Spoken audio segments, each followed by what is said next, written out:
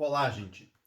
Estamos aqui para continuar o capítulo 5 do livro do Nathaniel Branden sobre como aumentar sua autoestima. O capítulo 5 é um capítulo que fala a respeito da culpa. E eu subdividi esse capítulo em vários vídeos, porque ele aborda vários aspectos da culpa, então eu quero explorar bem com vocês cada um desses aspectos. No primeiro vídeo, nós falamos a respeito da pseudo-culpa, uma culpa que eu carrego, mas eu carrego esta culpa seguindo regras de terceiros, ou seja, eu de verdade não acredito que fiz algo errado, mas meu pai, minha mãe, as pessoas que são importantes para mim, ou o grupo ao qual eu pertenço acreditam que sim. Então eu faço-me culpado para pertencer ao grupo, tá?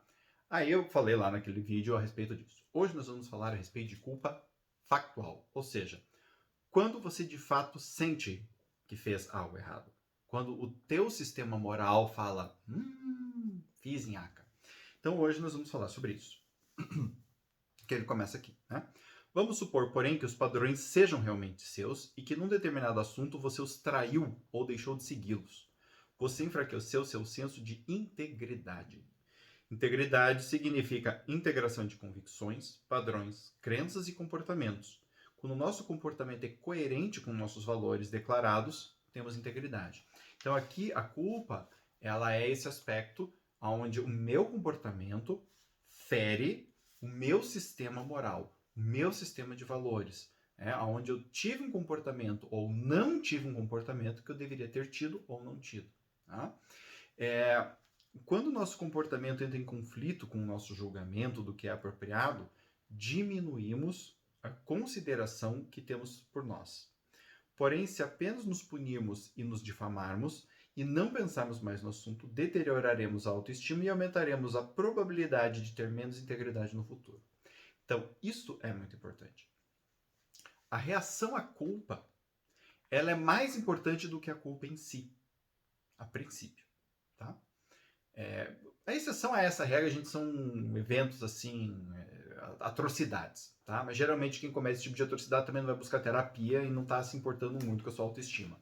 Então, a questão é assim, a resposta que você vai dar à culpa, ou seja, tu fez algo que tu considera inadequado, a tua reação a isto é muito mais importante do que a coisa que você fez em si. Porque é nesta reação que você vai dar valor ao que você fez ou não, a você mesmo, e que você vai ou não vai criar comportamentos reparadores. Quando a pessoa tenta fugir do sentimento de culpa, ela não aprende. Ela se mantém repetindo o mesmo erro por vezes sem fim. Passa uma vida toda cometendo o mesmo tipo de erro. Estão me entendendo? Isso é muito importante. Então, essa culpa carregada, quando a pessoa nega, ela continua se sentindo culpada e quando ela vai para uma próxima situação que talvez possa vir a trazer o mesmo problema, ela já evita a situação. E aí ela aprende menos ainda. E quanto mais ela faz isso, mais a pessoa começa a fugir das situações e menos ela aprende, mais culpada ela se sente e isso acaba com a autoestima e acaba com a integridade. Tá? Não podemos, em vez de nos deixar cair na autocondenação, deveríamos perguntar quais foram as circunstâncias? Por que minhas escolhas ou decisões pareceram desejáveis ou necessárias naquele contexto? O que eu estava tentando conseguir? De que maneira eu estava tentando cuidar de mim mesmo? Não podemos compreender os atos de uma pessoa até entendermos de que modo fizeram sentido para ela. Precisamos conhecer o contexto pessoal no qual os atos ocorreram, conhecer o modelo de realidade, o modelo de eu no mundo que está por trás do comportamento. Este é o fato importante. Se pudermos olhar para o nosso contexto pessoal com benevolência e disposição para entender, sem negar os erros no nosso comportamento, se pudermos ser para nós mesmos um bom amigo que realmente sabe o que estávamos pensando quando agimos daquela maneira, então poderemos nos curar. Poderemos sentir remorso ou arrependimento, mas não autocondenação. E a consequência mais provável será a determinação para melhorar. Então veja, o que o Nathaniel está falando aqui? O que ele está querendo dizer é, se você comete algo que no teu sistema de valores é inadequado e é condenável no sentido de que você se sente culpado, a partir do momento que você se permite se arrepender, que você se permite sentir a culpa e olhar o que me fez ter este comportamento, você vai estar colhendo informação de qualidade para poder lidar com as suas escolhas. Aqui existe a probabilidade de você aprender. Aprender com o contexto, aprender mais sobre você. Às vezes nós nos achamos muito íntegros, até que surge algum contexto que nos mostra que nós precisamos crescer um pouquinho mais. E isso é humano, né? Nós temos nossos sistemas de valores, mas a realidade, o mundo, as situações concretas testam isso. E eles estão aí para fazer isso mesmo, eles testam mesmo, né? Eles fazem isso justamente para a gente aprender.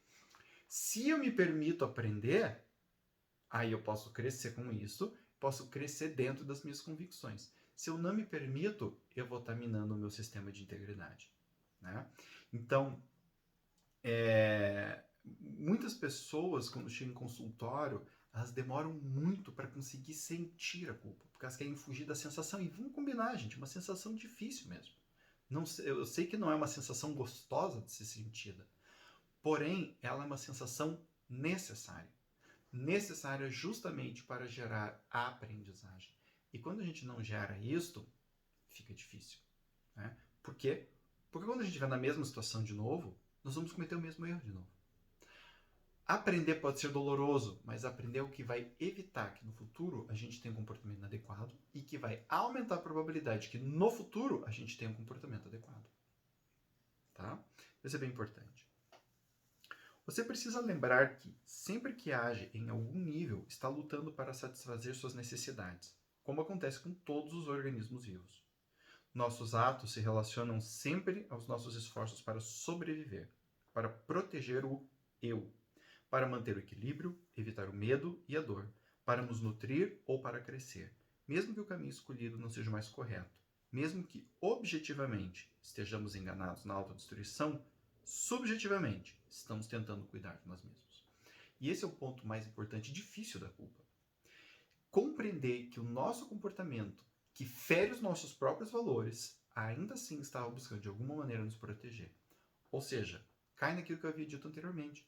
Às vezes nós temos um sentimento de integridade baseado em algumas premissas, baseado em valores, em crenças, em coisas que a gente defende. Mas nem sempre nós estamos realmente fortes o suficiente ou realmente aptos o suficiente para seguir tudo isso. E aí muitas vezes nós cometemos um ato que é digno de culpa.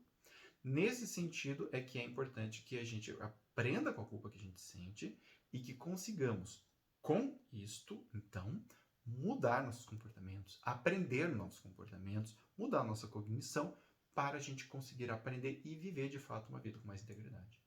Tá? Aqui ele vai falar sobre algumas dicas sobre como lidar com a culpa real, factual. Tá? O primeiro passo é assumir, tornar real para nós, em vez de negar ou ignorar, o fato de que fomos nós que cometemos aquele ato específico. O segundo, caso alguém tenha sido prejudicado pelo nosso ato, é admitir explicitamente para a pessoa o mal que fizemos e mostrar que estamos cientes das consequências do nosso comportamento, presumindo que isso seja possível. Ou seja, em primeiro lugar, eu assumo a culpa. Eu tomo para mim a culpa, mesmo que isso seja doloroso. Em segundo lugar, se eu agredir alguém, eu vou tentar, por exemplo, me desculpar e falar para essa pessoa que eu nunca mais vou fazer isso, caso isso seja possível, que nem sempre é. Terceiro, fazer tudo o que estiver ao nosso alcance para corrigir ou minimizar o mal que causamos. Por exemplo, devolver um dinheiro roubado, retratar-se de uma mentira e assim por diante. Por fim, vem o compromisso de nos comportarmos de modo diferente no futuro, pois sem uma mudança de comportamento, recriaremos a autodesconfiança indefinidamente. Tá? Então, além de eu pedir desculpas, eu tento me retratar, caso isso seja possível, e faço um compromisso com o outro e comigo de não ter o mesmo comportamento de novo. Eu tenho que criar novos comportamentos para dar conta daquelas situações. Estão me entendendo? Então, por exemplo, uma traição no relacionamento. Um compromisso seria, por exemplo, se as coisas estiverem mal entre nós, ao invés de eu buscar um terceiro ou uma terceira, eu vou falar com você. Se eu sentir atração por um terceiro ou uma terceira, eu vou comunicar isso contigo ao invés de ir atrás. Isso é um baita de um compromisso. Né? E muitas vezes no relacionamento isso é necessário. Às vezes o relacionamento está de fato fadigado, né? E às vezes alguém sente atração por alguém de fora. isso é um sinal de que o casamento tem risco, de que a relação tem risco. E colocar isso na relação é muito importante, ok?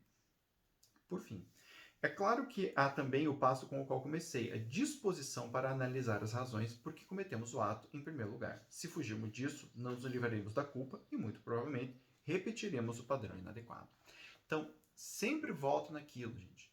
Qual é a tua disponibilidade para estar, né, em contato contigo mesmo que isso seja doloroso para ti? Isso é muito, muito importante. Se eu tô disposto a entrar em contato comigo, pegar as minhas dores e olhar por que eu cometi essas dores comigo mesmo, aí eu posso mudar. Se eu não tenho essa disposição, bom, aí não tem muito o que fazer, né? Então, gente, isso daqui é a respeito da culpa factual, ou seja, quando eu de fato faço algo que eu considero inadequado, ok? Eu espero que esse vídeo tenha sido bacana para vocês, que vocês tenham curtido isso daqui. Um abraço.